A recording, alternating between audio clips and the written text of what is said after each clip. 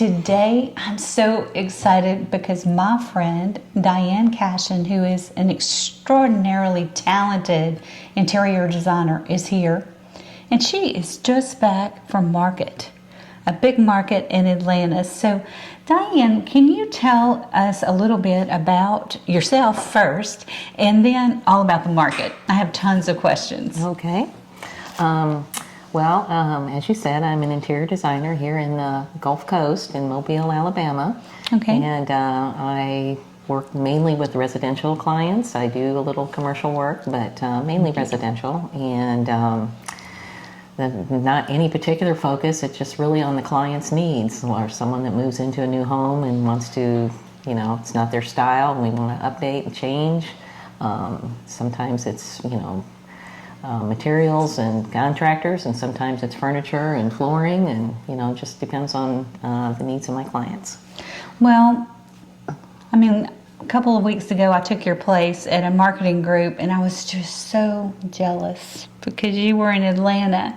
So tell us a little bit about that market. And do people come from all over the world? They do. The trade show that's in Atlanta, Atlanta Market in January, is the international show. Gosh. And it is quite large. It is, in fact, the largest trade show for the industry. Okay. And so there are permanent stores in there, but then a lot of them come just temporaries for the trade show.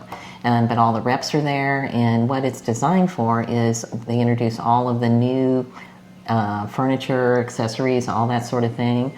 And then, from that, it's determined whether things are going to actually make it to production. Because if there is not really an interest in things, it's sort of a make or break place for new things that are coming into line. So they're hoping that, I'm sorry to interrupt. So they're looking at orders. That's people right. are ordering. That's right. There are people there to take orders, and there is, there's like there's somebody that has got a trajectory of what, if they don't have enough orders for something, then it never really ever makes it.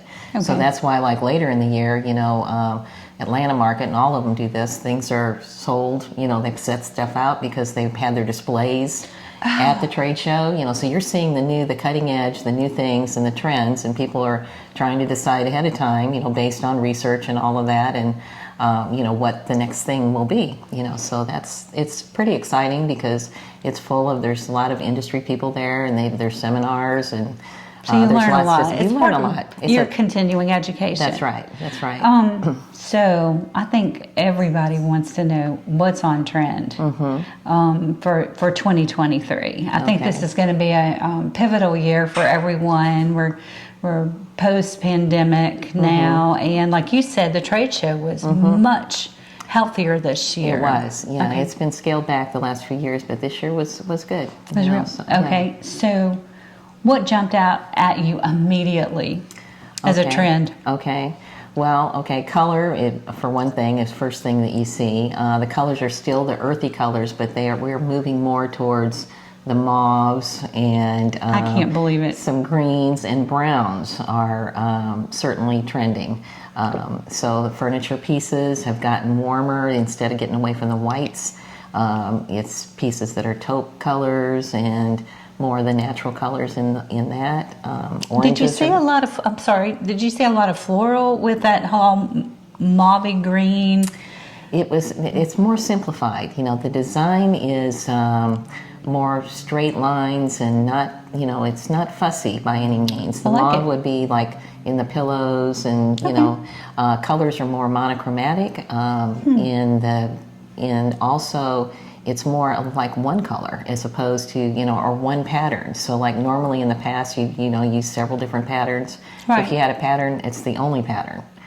So it's trending towards more simplicity, away from the mid-century modern, more towards Scandinavian. Which I love. Okay. We talked about that earlier. I love it. Yeah, and then there's an arm for that, but there also is another way going back to like iron and Tuscan, and so there's heavy stuff too. So it's kind of trending in several ways. But it is going back to more sustainable pieces that are not throwaway pieces, things that are well-made, simple, the environmental friendly, pieces. That's that definitely is trending and will continue to trend. I think people bought, and you shared this with me, people were buying things simply because of supply. Right. They could not get. Right. You know, maybe that nicer sofa or that nicer coffee table, and they were just buying things just to sort of fill the space. Yeah. And those things tend to not last. Right. Lots of curbs are filled up with that, which is why, you know, going back to things that will hold up and substantial pieces are certainly coming back. So you were talking about monochromatic color, and we're talking about your own home and redo and kind of some interesting things that you did, because I know with Scandinavian, they will paint from floor to ceiling just all white, everything white, including all the molding, everything. It can be very intricate molding, but it's still white. So what did you do at your house? Well, okay, I use that monochromatic color, but in a very strong way. Mine is Silken Peacock, which is a dark bluish green color, and I painted my trim and my walls and half formula on my ceiling. Oh my goodness. So it is warm and cozy. It's dark, so therefore you adjust for that with your lighting, you know, placement of lamps and all that sort of thing, but it's just more like a cozy cocoon as opposed to airy. So it's a completely different look, but this was my choice. But speaking of color, you know, like the monochromatic, the finish tends to more be flatter now. The mattes, and that's what I did in my house. Mattes and pearl, not, you know, glossy, you know, so it's just not more shiny. Yeah, it absorbs the color and has a rich look to it. So furniture pieces, what jumped out at you? What was different this year, if anything? What impressed you? Because of the the supply chain still, and the lack of craftsmen that are, you know, around anymore to do the fine work in woodwork, there was a lot of pieces that were wrapped with like sisal or they're cane pieces that the materials could manipulate to get that fine detail that you used to see in wood is being mimicked in those kind of natural materials in place of that. So that was one thing that jumped out. What about antiquing and finding those really old, beautiful mahogany and cherry pieces? That's very strong because, you know, those pieces, I mean, the classic, those pieces they mix well with the look of the mid-century modern or the Scandinavian. Putting that together looks beautiful anyway, and those pieces hold up. So I think the market for the antiquing, for finding those great pieces, whether they end up being painted or stripped and stained, is strong and will continue to be strong. Right. So. Oh, that's wonderful. Diane, there are some people that go more towards that uncluttered, minimalist kind of look. And then I see, I guess they're maximalist. You know, they've got a lamp and a plant and a frame picture and this and that and the other. And it actually looks looks great if they know how to do it well. So what's the trend now? Well, the trend is more towards the minimalist because it plays into the ASID is all about health and wellness. What is ASID? American Society of Interior Designers. And so that, you know, their focus is on, you know, wellness and well-being. So when the space is not cluttered, it's more calming. So that plays into those earthy colors and calm space and greenery and all that sort of thing. Now, when it comes to, you know, like whether it's something as minimalist or, you know, it's just all decked out, it's personal taste. You know? And so it's like when you work with your clients, it's like, what are they comfortable with? And either one is fine. It's just, you know, what your tastes are. So. How did you learn to uncover your client's personality? Because what I've seen, I've visited quite a few locations that you've done. Everyone is so unique, and what shines through is that you just nailed their personality and you brought it to life. And I know that you love to create rooms that people love to be in and can be productive in.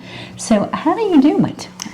Well, I have to get to know them. I mean, I tell them, when I meet a new client, I have to get to know how they live. I mean, I ask them a lot of questions, like about their lifestyle and what their taste, and maybe they've collected pictures of things they've liked or travels. So I mean, I have to know that before I can actually help them. So that then when I start, it's designed to be their home. So I've got to reflect that, and that's the challenge, And you listen a lot. Let's say that. And I love that about you because. There are horror stories, which we've heard earlier, about designers who just come in and it's you can tell so-and-so did this house or did this room because it's just got their mark. And what I've seen about your place is everything is just so unique. There's a classiness about everything that you do and an artistic touch. I think back to the drapes that you made for those huge windows. There's just so many interesting things. So that's why I always recommend people meet with you at least and have a plan. Sure, it's an investment to hire you. However, in the long run, you're going to save money. Yes. Because you have the contacts, you have the knowledge, you know what works and what doesn't. It's your clients are not guinea pigs. It's like I know what I'm doing. So I think that it's important to bring someone or bring you on board for a project, whether it's commercial or residential. Well, for clients that are new, I do a consultation with them at first. And that helps them to kind of, I listen to them and, I give them ideas, and then that gives them an opportunity to see if I'm a good fit for them as well, So that's usually how I start with my new clients, Existing ones, it's a little easier because we've been down this path and I already know. But, and you have a lot of repeat customers, don't you? I do. And I mean, all of my business is referral, That's incredible. And I think the last thing I want to talk about is what I saw happen with the pandemic and everybody being home. Suddenly, your home became so important. Oh, yes. And your environment. So I guess I want you to speak about how your environment affects your life and your happiness and your productivity. Well, it does. I mean, whether you realize it or not, it's just like if you go to a fine restaurant, and you got the white tablecloths and you got the beautiful, a table place, you just feel special. You know? You do. Or if you go to a nice hotel, and so when you take the time, people are so busy. A lot of times they're busy with their life and they don't think about their own personal space in their home. How much that means to have things organized and have.